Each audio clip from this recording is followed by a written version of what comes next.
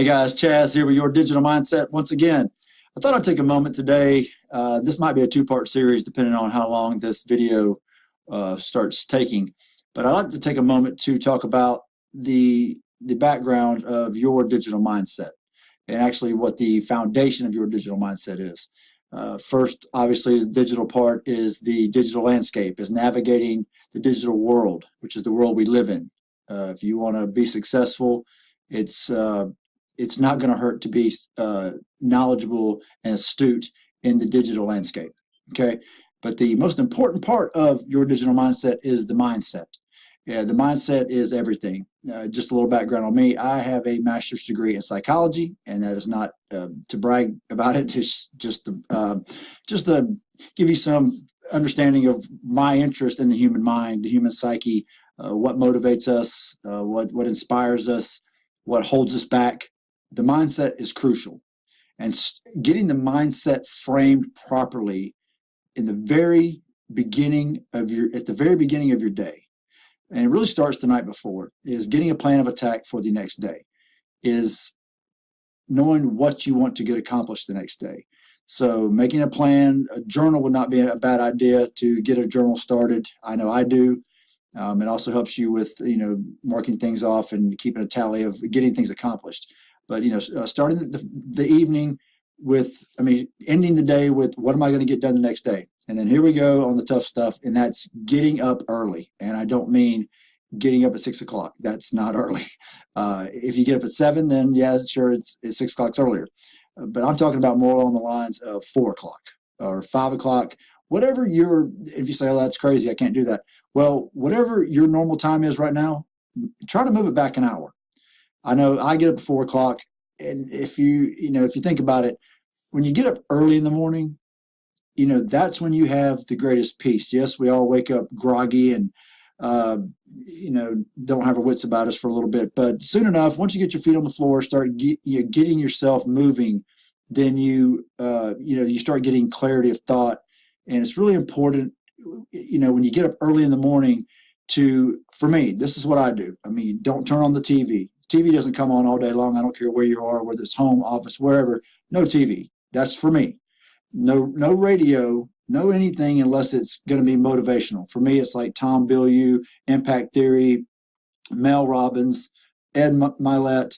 There's so many, Law of Attraction coaching. There's so many, whatever yours is, you can listen to something like that. But I would just suggest that you don't get your head clouded with stuff going on in the world. And on that note, try not to look at your phone for the first 30 minutes to an hour at least in the morning, because the phone causes us to be reactionary. The phone, we want to be proactive. We want to be, making our mind up deliberately, intentionally to do the things during the day that we want to do. And the phone can just cause us to be in a state of putting out fires and defensiveness, and that's just no way to go through your day. And it sets the tone if you do something like that. So it's better, we're trying to set our tone here. We're trying to set our agenda in a positive, mindful, intentional, deliberate way where we get the things done during the day that we want to get accomplished.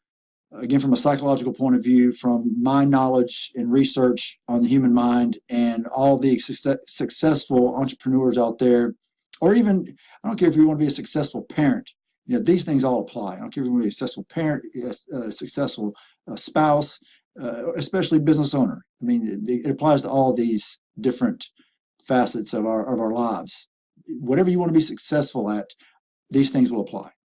My thing is to wake up each day with a deliberate, conscious, intentional act of being kind. I know that might sound cheesy to some of you, and that's fine, but just hear me out here. I've only found maybe one thing that is a downfall to being kind, and that is maybe somebody takes advantage of you. But you know what? There's a lesson in that too. If someone takes advantage of you for your kindness, you find yourself giving, and then the person just takes, and you never get anything back. Well, that also teaches you a lesson. It teaches us who we can trust, who we can count on. And I think that that's not much of a downfall, because the rewards of being kind are just so much. They're just, you can't even count them all. They're just so good for you. Not just being so good for the other person, the other people in your life, but so good for you, how it makes you feel. So if you can be kind, I promise you it'll pay off. It'll make you feel, it'll make your life so much different. If you deliberately, and I know for some of us, it's not so easy. It's not our nature, so to speak. Some of us might be apathetic, indifferent, uh, downright grumpy. It takes an effort to be kind. And guess what? It's worth it. It is worth it to do it. So I just want to touch on that and I'll move on. But either way, try to do yourself a favor because you'll feel so much better. Your life will change just from being kind to people. Okay? Now, as far as the morning routine, after we get up and get our mind framed around kindness, then I like to, if you look at all the successful people out there, again, it doesn't matter what you want to be successful at, it's good to have a ritual. Okay. And that's why getting up early gives you a chance to adhere and commit to the ritual and not deviate from it. Because that's when you have the least distractions, if not zero distractions, is really early in the morning. It's quiet, it's peaceful. You have your most serenity that you'll have all day long, and you can develop a ritual. Mine is, and I've done research and picked this from a lot of different successful people out there, and almost all of them start with hydration. A big glass of water. Yeah, it sounds simple, but it's just crucial to start your day with just water. Right? You can move on to your coffee or whatever you have, whatever you need to have that gets you through your day. But a good glass of water starts your day is great. Okay, I know it sounds maybe silly, but either way, it's important. And then I like to do some stretching, just get you moving, your body moving, and then some real exercise. And nothing, you don't have to go to the gym, but if you can go to the gym, excellent. Just go to the gym. But I like to do some stretching and then move on to some kind of movement exercises, whether it be elliptical, your little bike pedaler. I've got a little, you sit in the chair and you pedal a little bike thing. I have one of those. Also have a elliptical. It's actually called a Gazelle, I think. That's really easy. It costs less than $100 to get one of those. You can fold it up, put it away when you're not using it, but it's great to get your whole body moving. It's fantastic. So something like that, a couple minutes, get your heart going, body moving. It's wonderful first thing in the morning. And again, it's easy to, and you can do anything. You can do jumping jacks, but just, some kind of movement, and for me personally, throughout the day, I set my computer to, it has an alarm where it goes off every hour and a half. And I get up and do some movement, whether it be weights or the exercises I just mentioned, but I do some kind of exercise deliberately all day long. Especially the older we get, it certainly pays off. You need to do, your body is made to move, and it's good for your mind, your body, and everything else. Okay.